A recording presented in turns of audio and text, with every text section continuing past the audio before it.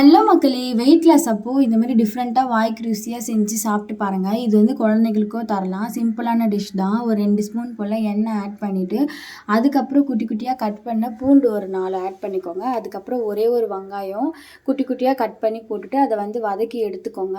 ரஃப்பா cut mushroom வந்து add பண்ணிக்கோங்க. ஒரு 10 போல இருக்கும் மஷ்ரூமு. அது வந்து வெயிட் லாஸ் ரெசிபில வந்து சாப்பிடும்போது கலோரிஸ்லாம் கால்குலேட் பண்ணி சாப்பிடுவாங்க சிலரு. அது மாரி இருந்தீங்கன்னா, நீங்க உங்க உங்க வெயிட்டுக்கு ஏத்த மாதிரி ஒரு 10 போல நான் ஆட் பண்ணியிருக்கேன். நீங்க எத்தனை வேணுமோ ஆட் பண்ணிக்கோங்க. எல்லாமே மீடியமான மஷ்ரூம்ஸ் தான். ஆட் பண்ணி வதக்கி எடுத்துக்கோங்க. உப்பு வந்து ஒரு 1/2 ஸ்பூன் போல சேருங்க. சுருங்குச்சுன்னா நம்மளுக்கு உப்பு அதிகமாயிடும். அதுவே சுருங்குச்சுன்னா தண்ணி வந்துரும். நம்ம தண்ணிலாம் ஆட் பண்ணவே தேவையில்ல. எண்ணெயும் வந்து ஜாஸ்தியா ஊற்றணுன்ற அவசியம் இல்லை. டேஸ்ட்டாக வந்துடும். காரத்துக்கு வந்து பெப்பர் வந்து கையிலேயே இடித்து அதில் ஃப்ரெஷ்ஷாக சேர்த்துருக்கேன்.